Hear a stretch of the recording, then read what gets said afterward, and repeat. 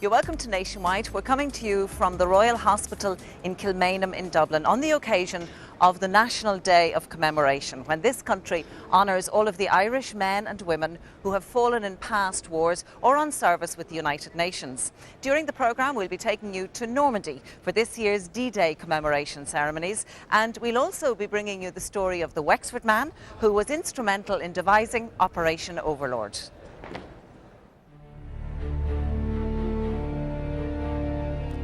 Over 120,000 Irishmen fought in the Second World War to deliver the world from Hitler. But it was a Wexford man who produced a cunning plan that eventually gave the Allies victory in Europe. This is the story of Rickard Donovan from Ballymore in Wexford, the Irishman who was one of a small group of men who devised the D-Day landings plan.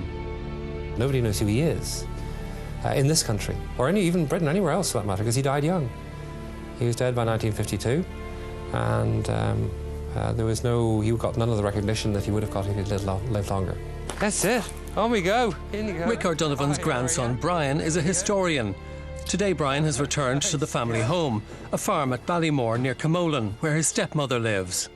Well, this is a great picture. It was done by Aunt Phoebe. Yeah, that's right. His younger sister, and it was done in the study here. Shortly before he died, you can see that he looks quite ill. He looks ill and tired. And tired, yeah. Rickard Donovan was assistant head of combined operations, the arm of the British military that planned Operation Overlord.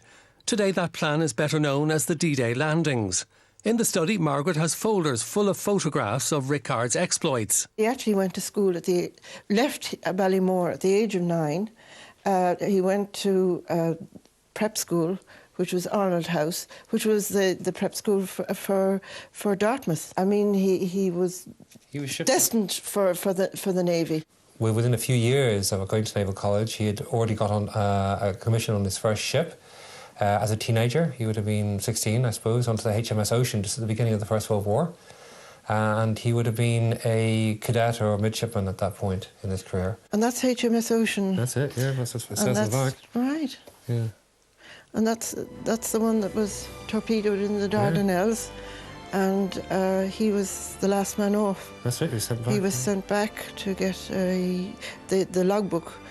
The captain sent him back to get the logbook because they didn't want the Russians to get hold of the details. After his narrow escape, Rickard signed up for new adventures on board submarines.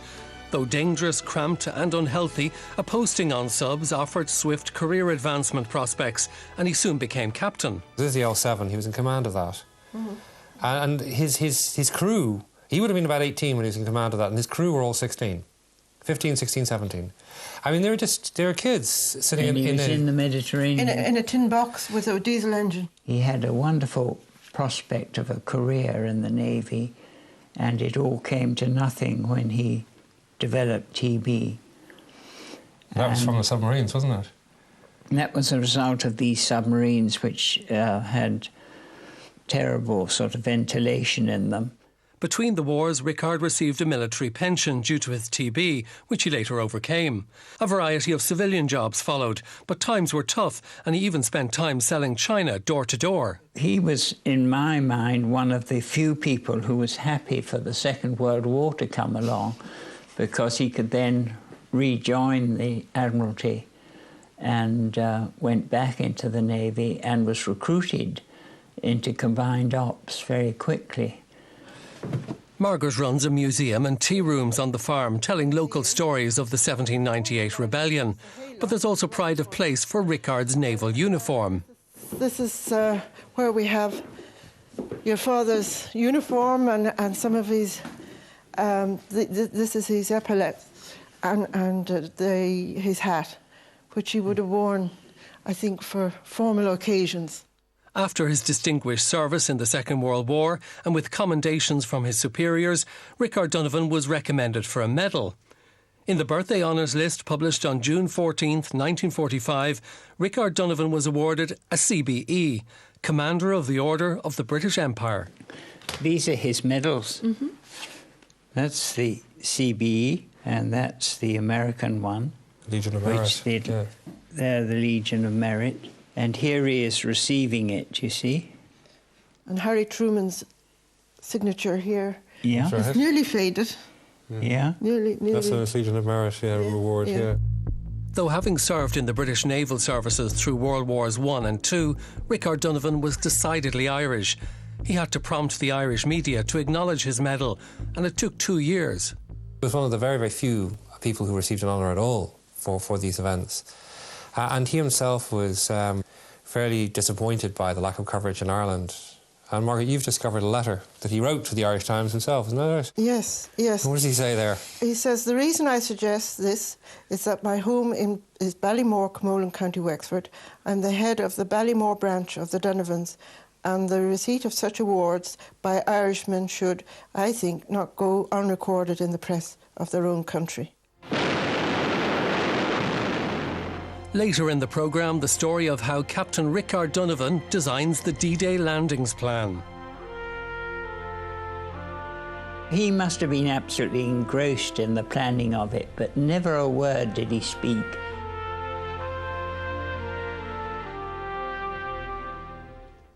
Here in Normandy now, where many thousands have gathered for the annual D-Day festival, as it's called, it's a mixture of celebration of the liberation of this area.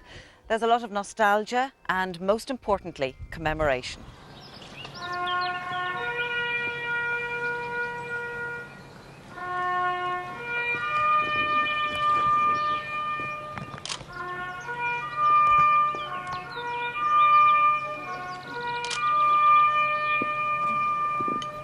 People have come here from all around the world to be part of the D-Day commemorations. They've come from the United States, from Canada, from Great Britain and many other European countries, including Ireland. And we came across a group of Irish people on tour here.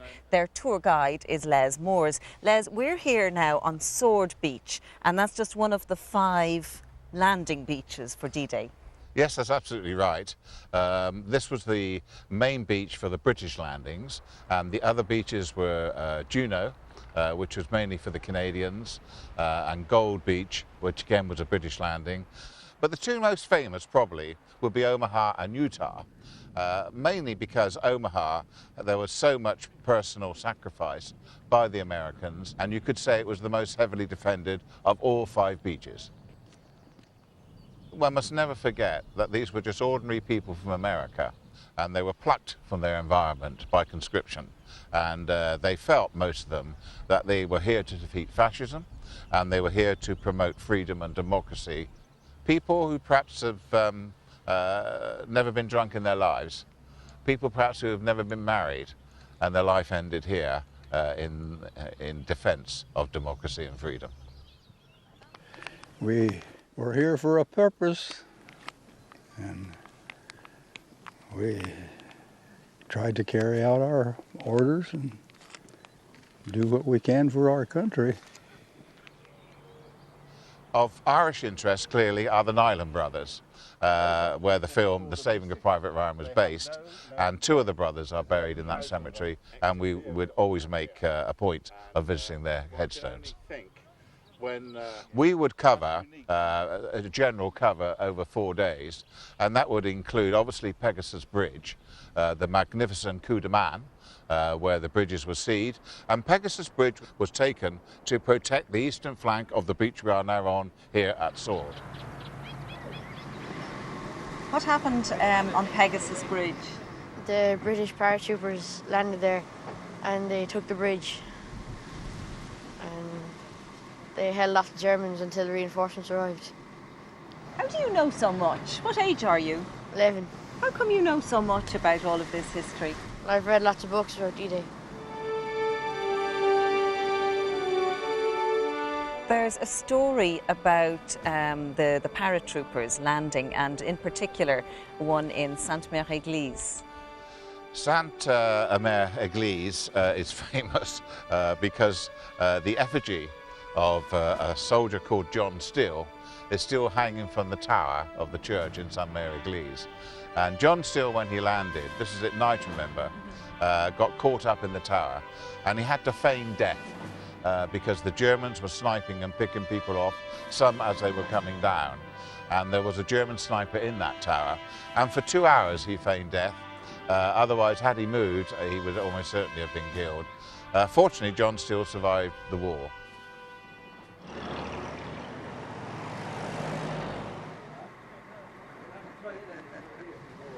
You've just come out of the bunker at Utah Beach. What was it like inside? That was amazing. It was history, I suppose. It's very hard to explain. Like, it's, you know, it's very dark, and the conditions must have been terrible for them, regardless of whose side you were on. You know, but it's so steeped in history.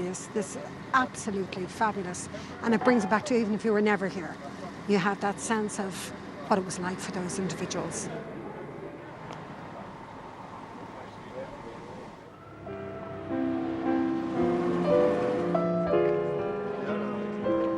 Sainte-Marie-du-Mont had great significance at the time of the D-Day landings. Up to 12,000 paratroopers were dropped in here around midnight on the 5th of June, and the town was taken by the following afternoon. There were so many generals and commanders in the group of paratroopers that this is where the saying, "Never have so few been commanded by so many," came from. As you can see by looking around, it's a place that has great appeal for people who are interested in the Normandy landings and the commemoration ceremonies, and the Irish tour group have stopped off here to savour the atmosphere.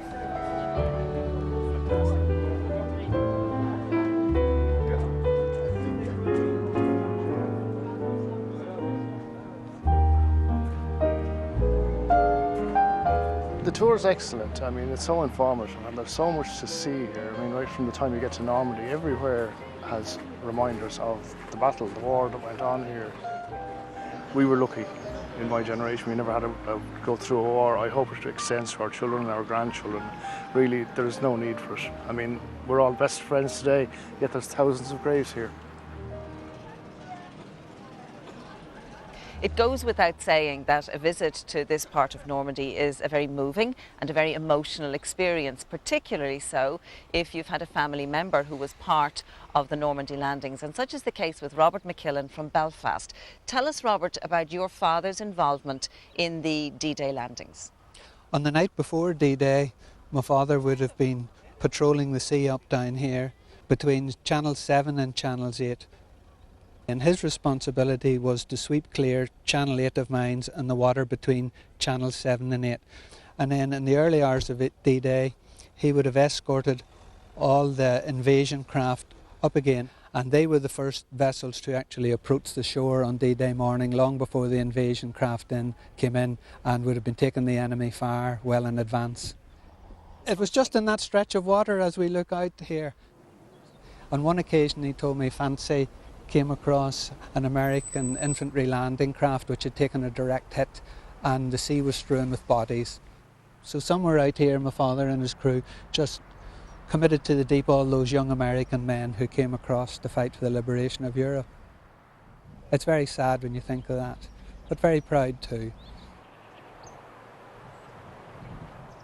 Certainly, this part of Normandy is full of very poignant memories, and for visitors here, there are frequent reminders of the awfulness of war, as well, of course, as the heroism of the Allied troops who landed on these beaches on D-Day. Niall now picks up the story of Rickard Donovan and his role in Operation Overlord. In 1944, the war was going badly for the British. The Allies needed a way back to the continent after the humiliation at Dunkirk. And that's where combined operations came in. Lord Louis Mountbatten was head of this division of the Admiralty, based in London. It was Rickard Donovan and a small team who carried out the day-to-day planning for the D-Day landings. We're currently standing outside HMS President. It may not look like a ship, it's Richmond Terrace in the centre of London. This is the headquarters of combined operations. Every branch of the Navy was designated a ship. It had a ship name, even if it was a building. Rickard spent most of the war working from these buildings, HMS President. Now, these are important not just because it's in London and it's across the road from the rest of the Ministry of Defence, but if you turn your camera around and look over here, across the road and connected to it by an underground passageway is 10 Downing Street. Churchill's War Operations Rooms are a museum today, preserved just as they were in 1945. Operation Overlord was a triumph of new technology. The British even built portable harbours called Mulberry Harbours so that they could land close to Normandy's shallow beaches. Many on the American side were doubtful that they'd work at all. My grandfather was asked for his opinion at a relatively early date about how to plan out the Mulberry Project plan, how to actually build these things, because this is what often happened. You would have the generals who sit around and say, we've got a great plan for how we're actually going to invade Normandy, and then of course it would be thrown back down to my grandfather and a couple of people like him to turn it into reality. There was, I think, 500,000 tons worth of concrete were required to build the Mulberry Harbours, and they were built in advance and then shipped over slowly across the channel from D-Day onwards. After the war, the military retained my grandfather to actually write an official history of the development of combined operations, because it played such a critical role at the end of the war. And he wrote a technical manual of how it was formed and set up and what it did during the course of the war, its failures, its successes, which is held in this book. This was drafted and then resubmitted and is now currently you can find in the National Archives in Kew. Operation Overlord brought a wealth of innovation. Tanks called Hobart's Funnies were put to work. The waterproof tank was followed by the bridge tank, and most devastating of all, the fire-throwing tank. But all required fuel. Pluto was a plan to make sure that there was actually good fuel supplies coming into Normandy from England.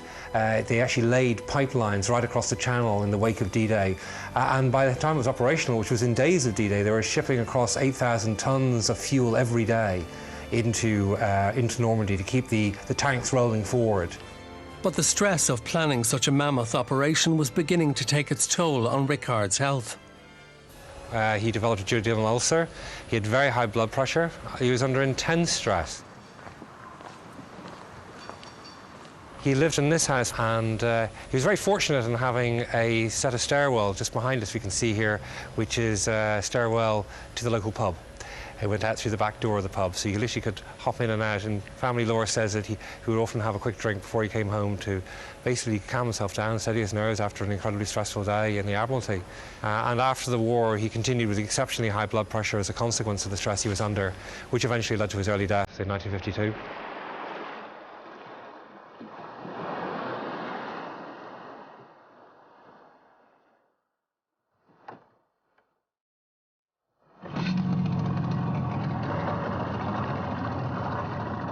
The plan originally was to invade the continent on the 5th of June. They had to delay because of bad weather until they got word from Belmullet that in fact there was a break in the weather, and they came in on the 6th of June. Germans did not think there was going to be anything like a landing on those particular days in that particular spot, and that was for a number of reasons. First, the English had gone to an enormous degree of difficulty, including the rest of the Allies, to try and give a diversion to think that it was going to be coming from further east.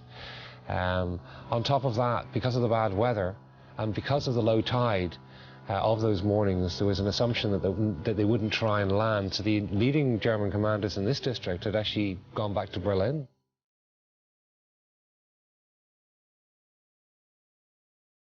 Rickard had never told anyone in the family about what his work entailed, let alone D-Day. According to Marg, my grandmother, he was very agitated over these days and very concerned, but she didn't know why. It was only finally on the morning itself he woke her and told her to turn on the radio. This is the BBC Home Service. Here is a special bulletin read by John Smith.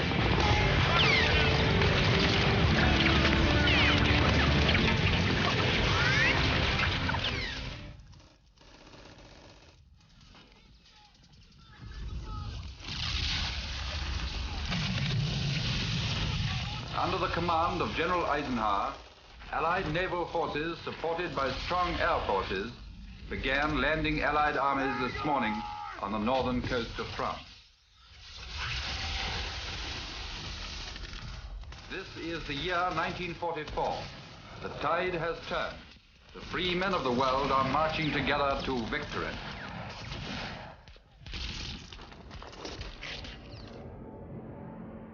I think he would have been very pleased with what happened on D-Day itself. Yes, they lost men. Yes, there was a significant casualty amongst civilians, but they achieved the bridgehead. And that was his main requirement. That's not to say that he wouldn't have felt a huge tinge of sadness about what had taken place in terms of loss of life, but there was an objective to reach without which there would have been potentially a greater loss of life in his view. Above the cliffs at Oramanche, where the soldiers landed at Gold Beach, there's a 360-degree cinema where you're immersed in the sensation of the day and its aftermath.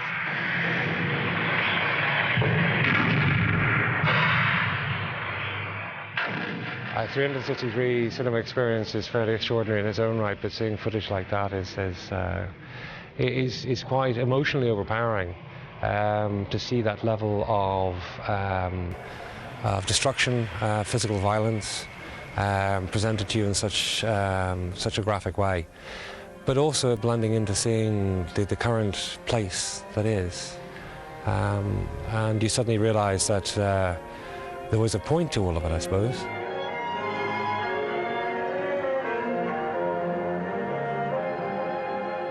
Anywhere you go in Normandy, there are graveyards full of those who were killed in June and July 1944. The combatants buried in neat white rows. But thousands of local people suffered too.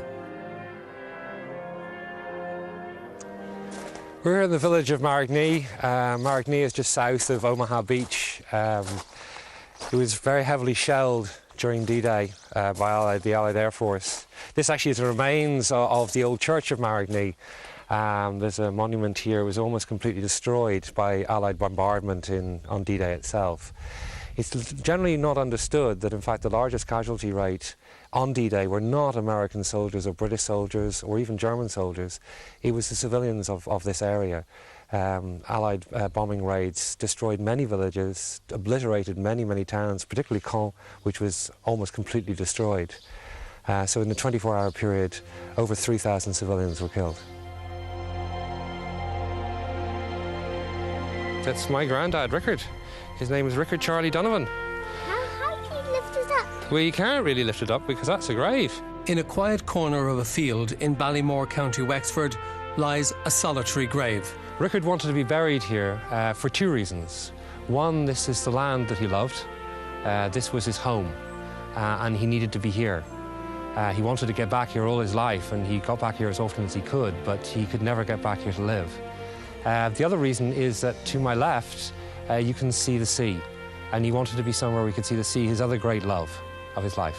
But having said that, he himself played such an important role. It seems extraordinary that there seems to be no knowledge of who he was by any history of combined operations in Britain or in Ireland.